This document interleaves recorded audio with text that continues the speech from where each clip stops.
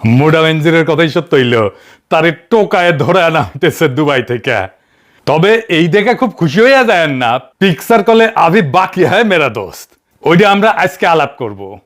যেদিন মোটা বেনজির নিষেধাজ্ঞা পায় ঠিক সেই দিন সকালবেলায় আমি ভিডিও দিছিলাম, এটা যদি দেখে না থাকেন দেখতে পারেন। সে এবং র্যাব যে নিষেধাজ্ঞা পাইতেছে, এটা আমার খুবই শক্ত অনুমান ছিল, কারণ যে আন্তর্জাতিক মানবাধিকার সংগঠন এই নিষেধাজ্ঞার জন্য কাজ করতেছিল, তার সাথে এই কেস তৈরির একটা ছোট অংশে আমিও কাজ করতেছিলাম সেই সময়। বেনজিরে আর র্যাবের স্যাংশন খাইল, সেই প্রথম আওয়ামী সাম্রাজ্য কাইপায় উঠলো, র্যাব কার্যত ঠাসি খেয়ে গেল। এই অর্জনটা বাংলাদেশের জন্য একটা বড় অর্জন। একটা রাষ্ট্রের বল প্রয়োগের ইনস্টিটিউট এত বেশি উদ্ধত হইয়া ওঠে যে তারা মনে করে তাদেরকেও কখনো ধরতে পারবে না। আগে হয়েছে তো তাই, সিরাজ শিকদারের হত্যা করা সোহরাওয়ার্দীর বডিগার্ডের জল্লাদ এসপি মাহমুদ এখনো বহাল তবিয়তে ডাকাত আছে। দেখেন বেনজিরের সাথে আবার ছবিও চলে, তার স্বাভাবিক মৃত্যু হবে।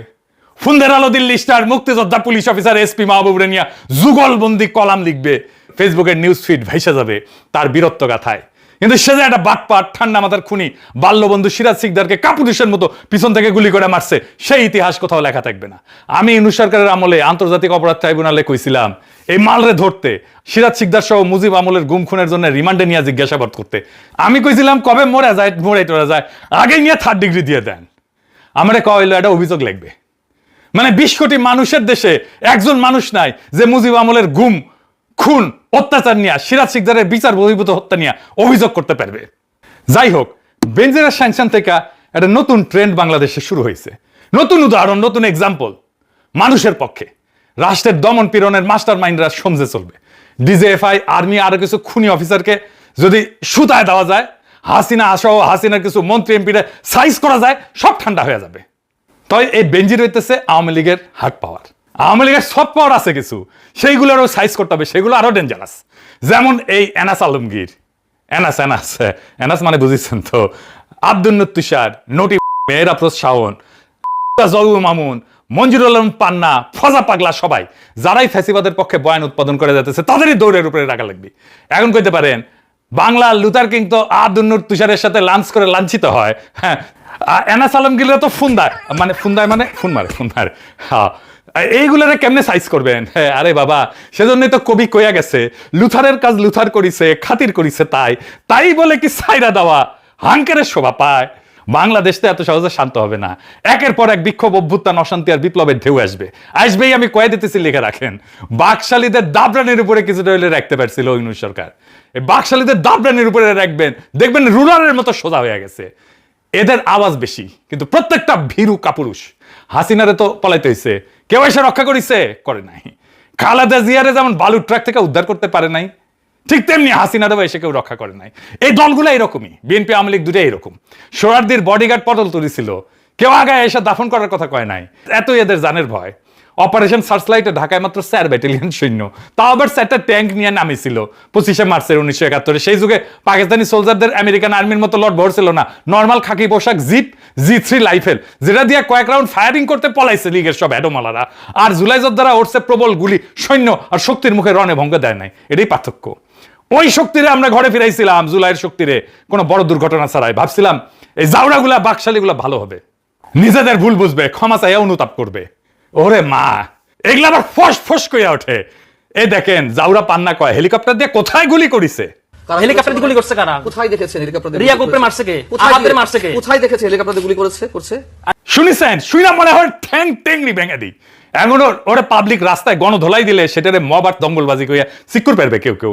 মনে রাখেন, আগামীতে যে যুদ্ধ আসবে, সেই যুদ্ধের শুরুতে লীগরে আরো মানসিকভাবে দুর্বল করতে এইরকম কয়েকটা লীগের লেসপেন্সারের জুতার মালা পরায় ঘোরানো লাগবে, পাছায় চাকা কঞ্চিদের চাপ গানো লাগবে। লীগের মরাল সাথে সাথে কোলাপস করবে। আর যেগুলো টার্গেট করবেন, ধানমন্ডি 32, মুজিবের অবশিষ্ট সমস্ত স্মৃতিচিহ্ন, সুধা সদন, শেখ রেহানার বাড়ি, শেখ রেহানার শ্বশুর বাড়ি, তারেক সিদ্দিকীর বাড়ি ঘর, কাউয়া কাদের বাড়ি, এডিটর শেপ কাউয়ার সঙ্গ দেন, আরো জোরে, হ্যাঁ আরো জোরে দেন, হ্যাঁ হয়েছে। লীগের সব টপ নেতাদের শহর গ্রামের বাড়ি ঘর, লীগের সমস্ত অবশিষ্ট কার্যালয়, অফিস, সুপ্পুর বাড়ি ঘর, মুজিবের বউ পরিবারের নামে সমস্ত স্মৃতিচিহ্ন, স্মারক, বাড়িঘর, জাদুঘর মাটির সাথে মিশিয়ে দিতে হবে। এখন কইতে পারেন আপনি নিজেই তো থামাইছিলেন। থামাইছিলাম, হ্যাঁ দেখেন। প্রিয় দেশবাসী, আসসালামু আলাইকুম। শেখ হাসিনা এবং শেখ রেহানা দেশ ছেড়ে পালিয়েছে।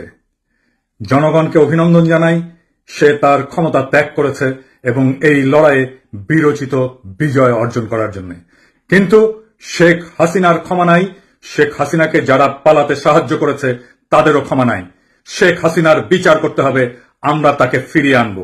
জনতা রাজপথে, কোন সামরিক শাসন নয়, কোন জরুরি আইন নয়। সবাইকে আহ্বান জানাচ্ছি, শান্তি শৃঙ্খলা বজায় রাখবেন এবং কোন ধরনের অনভিপ্রেত ঘটনা যেন না ঘটে। শেখ হাসিনার বিদায় হয়েছে, আমরা বাংলাদেশকে নতুন করে গড়ে তুলব। ইনকিলাব জিন্দাবাদ। কথা সত্য, এটা 5ই আগস্ট 2024 সেই সময় থামাইছিলাম। শুধু তাই না, হাসিনা পালানোর পরে 72 ঘন্টায় কি কি ঘটতে পারে সেটাও কয়ে দিয়েছিলাম, কিভাবে শান্ত থাকতে হবে, কিভাবে শান্তি শৃঙ্খলা বজায় রাখতে হবে সেটাও কয়ে দিয়েছিলাম। 17 জুন 2023 সাল, এডিটর সাহেব তারিখটা দেখা দেন। ঠিক 1 বছর আগে হাসিনা পালানোর আমি জানতাম এটা ঘটবে, এক সময় না এক সময় ঘটবে, আজ হোক কাল হোক। আমরা অনেকেই এই বিপ্লব নির্মাণ করেছিলাম এইভাবেই একসাথে। ওই সময় এদের রক্ষা না করলে আপনারা বুঝতেন না এদের সংশোধনের কোনো রাস্তা নাই, এদের মধ্যে বিন্দু মাত্র কোনো অনুশোচনা নাই। বুঝতেন না এদের ডিএনএতে ফ্যাসিবাদ ঢুকে গেছে, এদের সংশোধনের অযোগ্য। যাই হোক, বেনজিরে ফিরে আস। বেনজিরের কাছে 3টে পাসপোর্ট পাওয়া গেছে মাত্র। আরব আমিরাত, পর্তুগাল আর বাংলাদেশ। 30 সেপ্টেম্বর 2022 পর্যন্ত বাংলাদেশ সরকারি চাকরি করেছে। পর্তুগালে পাসপোর্ট হয় কেমনে? ইউরোপে থাকেন না আপনারা জানেন না কেমনে পাসপোর্ট হয়? সে সরকারি চাকরিতে থাকার টাইমে অ্যাপ্লিকেশন করেছে পাসপোর্টের, তারপরে বাটপারি করেছে। পর্তুগালের তো এখন 10 বছর ধরে থাকতে হয় নাগরিকত্বের আবেদন করার জন্য, কোয়ালিফাই করতে। আগে এটা ছিল 5 বছর, আইনি বসবাস করতে হবে, তারপরে প্রসেসিং টাইম তো আছে, সবচেয়ে দ্রুত হলো 1 বছর। 5 বছর সে আইনি বসবাস করছে কেমনে পর্তুগালে? কেমন বাটপার দেখেন। এটা তো এখন বাংলাদেশ সরকারের পর্তুগালের সাথে বোঝাপড়া করতে হবে, ও কেমনে পর্তুগালের নাগরিকত্ব পায় এটা বাংলাদেশ সরকারকে দেখতে হবে। তো এই বাটপার বেনজির কলে আওয়ামী লীগের হইয়া ষড়যন্ত্র করেছে।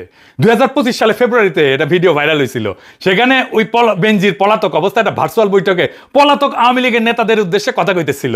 আর কি কইতেছিল, আপনারা যখন আওয়ামী লীগ যখন সংগঠিত হবেন তখন পুলিশের উপস্থিতি আপনাদের সামনে থাকবে। শুনেন, আমিও চেষ্টা করতেছি যারা চাকরিতে আছে যোগাযোগ করার জন্য, একটা প্ল্যাটফর্ম করার জন্য। যদি এটা করতে পারি ইনশাআল্লাহ আরো সুবিধা পাওয়া। শুনেছেন? ওই আরো কইছিল বিএনপি এর সাথে আমলে অনেক এমপি পুলিশের ভিতরে নিজেদের লোক ঢুকাইছিল, সেই লোকেরা এখনো পুলিশে আছে এবং রাজনৈতিক অবস্থান নিতে প্রস্তুত। আর কইছিল পুলিশ আর প্রশাসনের 90% নাকি আওয়ামী লীগের সমর্থক। আসলেই তো তাই, এবং তাদের সাথে যোগাযোগ রেখে পরিকল্পনা করা হইতেছে। আসলেই তো ওই কথা তো সত্য। পুলিশ অ্যাসোসিয়েশন তখন তো তীব্র নিন্দা জানাইছিল, কিন্তু কথাটা সত্য। কইছিল তারা যে এটা ষড়যন্ত্র এবং রাষ্ট্রযন্ত্রের সামিল। বুঝেছেন তো? বেনজিরের ওই পরিকল্পনা অনুযায়ী এখন আওয়ামী লীগের মিছিল হচ্ছে আর পুলিশ মিছিল করতে দিচ্ছে। এখন তো তাইলে বেনজিরের বিরুদ্ধে রাষ্ট্রদ্রোহের মামলা করা উচিত লুথার কিং এর সরকারের, ঠিক কিনা কন? এই মালে দুবাই কেন পছন্দ এটা জানেন না? আসেন দেখি। দুবাই কোনো বেনজিরের জন্য আকস্মিক কোনো গন্তব্য না, সেটা আগে থেকে গড়ে তোলা আর্থিক ঘাঁটি। দুদক বলছিল বেনজিরের মেজো মেয়ে তাহসিন রাইসার নামে দুবাইয়ে থুনাই এলাকায় একটা অ্যাপার্টমেন্ট আছে, আরো 2টা ব্যাংক হিসাব যেগুলো আদালত অবরুদ্ধ করেছে। এগুলো অবৈধ টাকা পাচার। দুবাই কোনো বেনজিরের জন্য আকস্মিক কোনো গন্তব্য না, সেটা আগে থেকে গড়ে তোলা আর্থিক ঘাঁটি। দুদক বলছিল বেনজিরের মেজো মেয়ে তাহসিন রাইসার নামে দুবাইয়ে থুনাই এলাকায় একটা অ্যাপার্টমেন্ট আছে, আরো 2টা ব্যাংক হিসাব যেগুলো আদালত অবরুদ্ধ করেছে। এগুলো অবৈধ টাকা পাচার করে সম্পদ দিয়ে কেনা হয়েছিল। দুবাই বেনজিরের 100 কোটি টাকার হোটেল ব্যবসাও ছিল, ওইখানে ছিল তার টাকার বিছানা। কথিত আছে আর এক গোপালী বাটপার আরাব খান, আসল নাম রবিউল ইসলাম কলে, নাম পাল্টাইছে। 2018 সালে পুলিশের এসবি মামুন ইমরান খান হত্যা মামলার আসামি ছিল। হত্যার পর ইন্ডিয়া পালায় যায়, আরাব খান নামে ইন্ডিয়ান পাসপোর্ট নেয়, তারপর দুবাই যায়, রাতারাতি কোটি কোটি টাকার স্বর্ণ ব্যবসায়ী হয়ে যায়।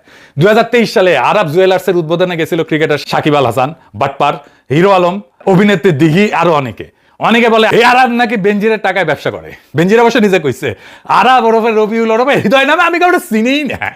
তো তোরা মনে হয় বাটপার পুলিশ খুন করে ইন্ডিয়ান পাসপোর্ট নিয়ে পলাইলো কেমনে মাদার বোর্ড, ওই নিজে পালানোর ব্যবস্থা করে দিছে। আর ইন্ডিয়ার পাসপোর্ট কেমনে পায়? ইন্ডিয়ারে কয়া না দিলে। এই দুবাই সেভ হ্যাভেন হয়েছে দুর্বৃত্ত আর বাটপারদের। ইরানের সাথে আমেরিকার শান্তি চুক্তি হইলে দুবাইয়ের অর্থনৈতিক কূটনৈতিক রাজনৈতিক গুরুত্ব এমনিতে কমে যাবে। এই দুবাইয়ে কয়েকদিন আগে দেখেছিলাম না সিল করতেছে আওয়ামী লীগের শামীম ওসমান সহ আরো অনেকে। সব কয়টারে ফিরে আনতে হবে। বেনজিরে ফিরে আনার জন্য রেড অ্যালার্ট জারি করেছিল ইউনূস সরকার। ইন্টারপোল এগুলো নিয়ে কিছু করে না, ফেলায় রাখে ফলো আপ ছাড়া। ফলো আপ করেছে কিনা বিএনপি আদৌ এটা নিয়ে তৎপর ছিল কিনা সেটা বোঝা যাবে, সে আসলে ফিরাইতে পারে কিনা, ফিরানোর পরে মানবতা বিরোধী অপরাধের দায়ে অভিযুক্ত করে কিনা। কারণ এখন তার নামে আর্থিক দুর্নীতির মামলাই আছে, শুধু মানবতা বিরোধী অপরাধের কোনো মামলা করলে নাই ওর নামে। দুবাইয়ে থাকা অন্যদের ফিরে আনে কিনা বিএনপি সেটাও দেখার দরকার আছে। বাটপার আরাব খানের ফিরে আনার দরকার, কার টাকায় সে ব্যবসা করতেছে সেটা জানা দরকার, সে কেমনি ইন্ডিয়ান পাসপোর্ট পাইলো সেটা জানা দরকার। হাদির খুনি ধরা পড়লো না ইন্ডিয়ায়, নিয়ে আসছে তারে আনে নাই। এর মধ্যে তো মমতা হাটে হাড়ি ভেঙে দিচ্ছে, অমিত শাহকে উদ্দেশ্য করে কইছেন না কাকে দিয়ে খুন করাইছেন। দেখান এডিটর সাহেব, আবার দেখান এটা। টিএফও করতো না, বাংলাদেশ থেকে একটা বড় খুনিকে এসটিএফ অ্যারেস্ট করেছিল জেনে রাখুন। যা নিয়ে বাংলাদেশে অনেক রেভুলেশন হয়েছিল। বাংলায় যখন চলে আসে তখন আমাদের এসটিএফ তাকে ধরে, এটা তাদের ক্রেডিট। তারপরে হোম মিনিস্টার নিজে আমাকে ফোন করে বলছেন, आप थोड़ा आपको बंगाल पुलिस को बोल दो ये बात बाहर में नहीं कहने के लिए। দেখেছেন, তারপরে এখন সব চুপ। ওর মানে ফয়সালরা আনবে না ফিরায় বাংলাদেশে, হাদি হত্যার বিচারও হবে না, কারণ কর্তাই এই হত্যাকাণ্ডে জড়িত। ও শহীদ হওয়ার আগেই কয়ে গেছিল আমার হত্যার বিচারটা কইরেন। যে আমাদেরকে গুলি করার আগ পর্যন্ত কোনো কিছুটা আমাদের গায়ে লাগে না, যতক্ষণ না পর্যন্ত বুকে বা মাথায় গুলি চলবে ততক্ষণ পর্যন্ত আমরা কোনো স্ট্রাগল মনে করি না, এবং এক্সট্রা কোনো সিকিউরিটি লাগবে না। শুধু আমাদেরকে যদি কেউ গুলি করে মেরে ফেলে তাকে যেন ধরে বিচার করা হয়। আপনি যদি আজকে আমাকে, জাবেরকে, আমাদের টিমকে মেরে ফেলেন এবং তার যদি বিচার করতে না পারেন তাহলে নতুন কেউ জন্মাবে না। শুধু এই জন্য তার বিচার করে ফেলতে হবে, আর কিছু স্পেশাল সিকিউরিটি লাগবে না। শুনেছেন, কোন ঘটনাকে সরল ভাবে বিশ্বাস করবেন না। তো ফয়সাল ধরা পড়ার পরে সবাই উল্লাস করেছিল না, কি মহাকাজ হয়ে গেছে, এখন কি হইলো? তাই কই কোনো ঘটনাকে সরল ভাবে বিশ্বাস করবেন না। আমি আর একটা ঘটনার উল্লেখ করতেছি, আমি জানি না এর সাথে কোনো যোগাযোগ আছে কিনা, তবে উল্লেখ করে আপনাদের দেখাই দিতেছি জিনিসটা, দেখা দাও দরকার। আসেন সেটা একটু দেখা। কয়দিন আগে বাংলার লুথার কিং কক্সবাজারে গেছিল না, উঠে রামাদা হোটেলে থাকার কথা ছিল, পরে বাতিল করেছে অবশ্য। এই রামাদা হোটেল কার জানেন? বেনজিরের মতো অভিজাতেরা কখনো নিজের হাতে টাকা ধরে না। হাসিনা যেমন নিজে ধরে না, এস আলম রেদিয়া ধরায়, বেনজিরেরও একটা ক্যাশিয়ার ছিল, ওরাই সম্পদগুলা ধরে রাখে। এই অদৃশ্য স্তরটাই হতেছে আসল কাঠামো। বেনজিরের ক্যাশিয়ারের নাম হইতেছে জসিমউদ্দিন আহমেদ, চান্দানাইশের সাবেক উপজেলা চেয়ারম্যান, জেসিকা গ্রুপের ব্যবস্থাপনা পরিচালক। এই জসিমকে একাধিক সংবাদ মাধ্যম বেনজিরের ব্যবসায়িক সহযোগী বা ক্যাশিয়ার হিসেবে চিহ্নিত করেছে। 2024 সালের 4 ডিসেম্বর তাকে ঢাকার লা মেরিডিয়ান হোটেল থেকে একটা মারামারির মামলায় গ্রেপ্তার করা হয়েছিল। 5 আগস্টের পর আটক হয়েছিল। এখন 2025 সালের ডিসেম্বরে বিএনপি এই জসিমকে চট্টগ্রাম 14 চান্দানাইশ সাতকানিয়া আসনের ধানের শীষে মনোনয়ন দিচ্ছে। তাহলে বুঝেন, বেনজিরের ক্যাশিয়ার এখন বিএনপির এমপি। স্থানীয় বিএনপির নেতাকর্মীরা ক্ষোভে ফেটে পড়ছিল এই সময়, তাদের ভাষায় যেই লোক ফাইজিবাদের সুবিধাভোগী ছিল তার হাতে ধানের শীষ তুলে দেওয়া লজ্জাজনক। আর 2026 সালের 12 ফেব্রুয়ারি নির্বাচনে জসিম জিতে গেল মাত্র 1026 ভোটে, মানে জিতে দেওয়া হইলো তারে জোর কইরা। ভোট পাইছিল ৭৬,৪৯৩ ভোট, আর প্রতিদ্বন্দ্বী এলডিবির ওমর ফারুক পাইছিল ৭৫,৪৬৭ ভোট। আর এই জসিমি কক্সবাজারের রামাদা হোটেল দখল করেছে, যেটি থাকার কথা ছিল তারেক রহমানের। এবার জোড়া লাগান পুরা চক্রটা, বুঝেছেন তো কার কে মারতেছে ধুলায় অন্ধকার, সব রুশনের জায়গায়। তাই বেনজির যে ধরা পড়লো, এটা কি নেগোসিয়েশন? এমন হইতে পারে না যে বেনজিরের টাকা ফুরিয়ে গেছে। এটা আর্থিক মামলার দণ্ডর কত, জামিন তো হইতেছে, অনেক আওয়ামী লীগের জামিন হইতেছে, আইভির জামিন হয়েছে, শুনলাম বারাকাতের জামিন হয়েছে, বারাকাত ছিল এটা সোজা হচ্ছে। যদি তারে ফিরে আয় না, মানবতা বিরোধী অপরাধের দায় বিচার করে, তাহলে আমাদের আনন্দিত হওয়ার কারণ আছে। পলিটিশিয়ানদের বিশ্বাস করেন না, কখনোই না। বাংলাদেশে পলিটিশিয়ানদের বিশ্বাস করে না, ওরা ওদের মুখে এক অন্তরে এক। তারা যুগ যুগ ধরে পাবলিক রে লেমন জুস ধরাই দিয়ে বোকা বানাইছে।